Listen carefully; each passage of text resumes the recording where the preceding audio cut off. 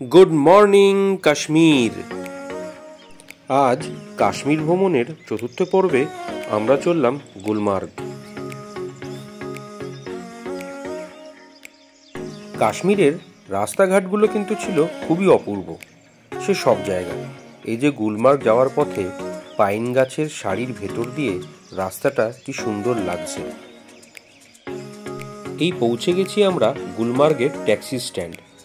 আঞ্জুম আমাদের taxi stand থেকে সোজা নিয়ে চলল গন্ডোলা বা রোপওয়ের একদম এন্ট্রি পথে। আপনারাও কিন্তু গাড়ি করে আসলে সোজা এন্ট্রি গেটের সামনেই নামবেন। ওই যে দেখা যাচ্ছে, এই চলে এসছি আমরা গন্ডোলা বা রোপওয়ের সামনে। গন্ডোলার এন্ট্রি পথের জায়গাটায় আসতে কিন্তু কোনো ঘোড়া বা অন্য কোনো যানবাহনের দরকার নেই।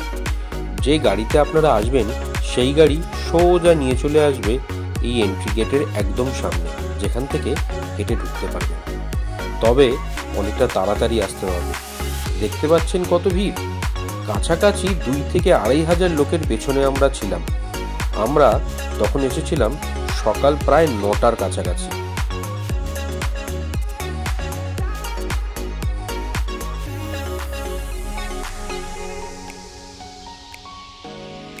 ওই আসছে আমাদের রোপওয়েটা। একটা রোপওয়েতে 6 জন করে যেতে পারে। রোপওয়েতে কিন্তু রানিংয়েই উঠতে হবে, সম্পূর্ণরূপে দাঁড়ায় না, অনেকটা ধীরে হয় বটে। রোপওয়ের ব্যাপারটা আপনাদের একটু বলে রাখি। কাশ্মীরের রোপওয়ে কিন্তু দুভাগে ভাগ করা, একটা ফেজ 1 আর একটা ফেজ 2। ফেজ 1-এর টিকিট কেটে উঠলে তারপরেই আপনি ফেজ 2-তে চড়তে পারবেন। এটা ছিল ফেজ 1। ফেজ 1টা খুব গ্রিনারি, চারিদিকে পাইন গাছ দিয়ে ঢাকা, সাথে ছিল অপূর্ব গ্রিন ভ্যালি।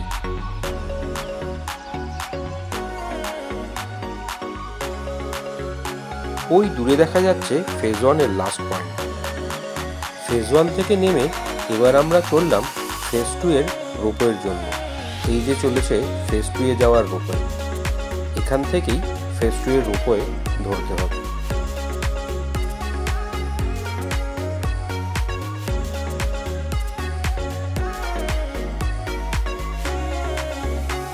তাড়াতাড়ি করে আমরাও উঠে পড়লাম আমাদের ফেজ 2-এর রোপওয়েতে।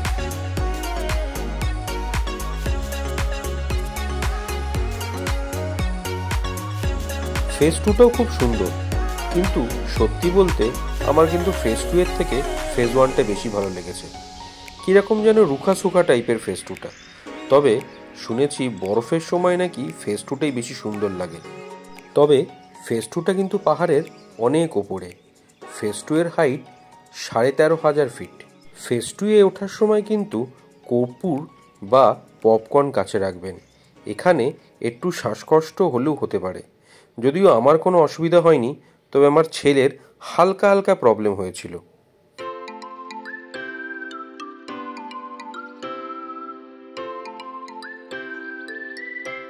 এই হলো গুলমার্গের হাইয়েস্ট পয়েন্ট। খুব সুন্দর জায়গাটা ছিল। দেখুন ফুলটা কি সুন্দর।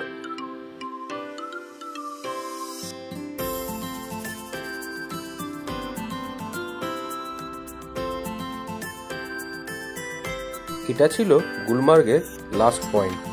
এরপরে ওদিকে যাওয়ার পারমিশন ছিল না, তাই এখানে দাঁড়িয়ে পতাকার সাথে একটু ভিডিও তুলে নিলাম।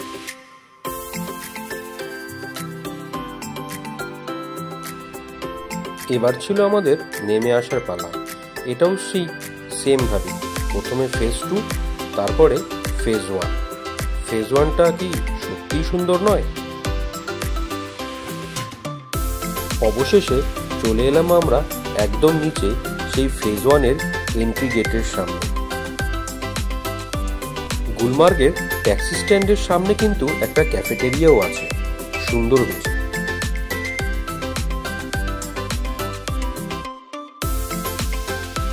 কাশ্মীরি ক্রিয়েশন, এটা একটা হ্যান্ডিক্রাফটের দোকান।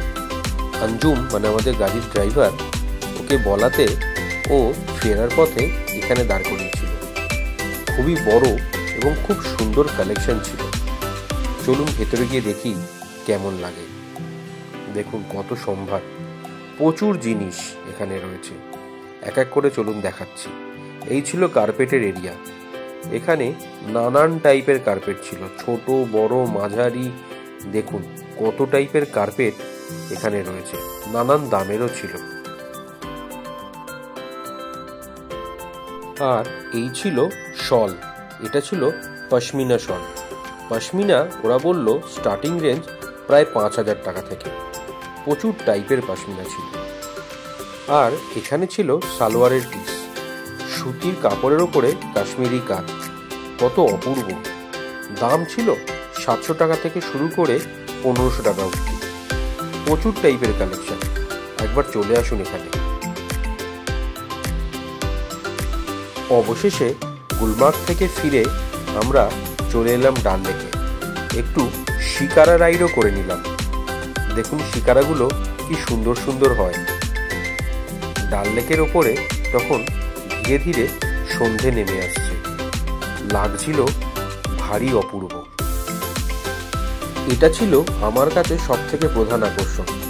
একটা শিকারায় বসে আর একটা শিকারায় কাবাব তৈরি হচ্ছে এবং সেখান থেকে আমরা কাবাব নিয়ে খেলাম। এটা ভাসমান শিকারার ওপরে একটা ভাসমান দোকান।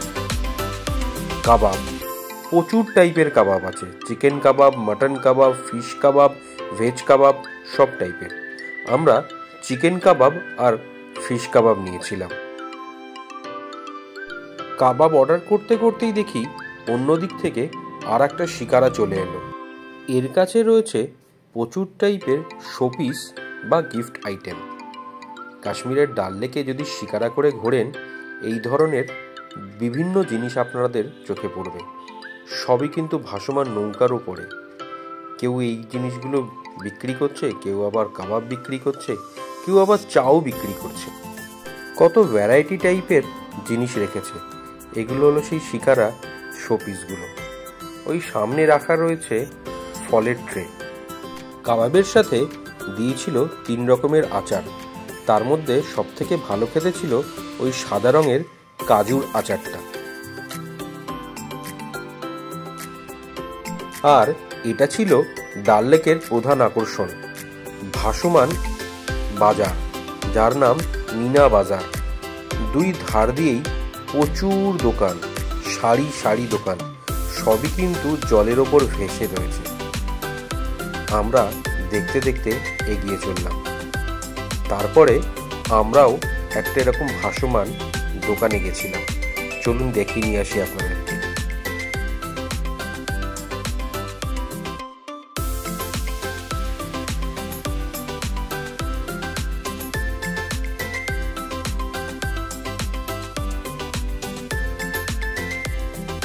এই ছিল ইন্ডিয়ান আর্ট প্যালেস।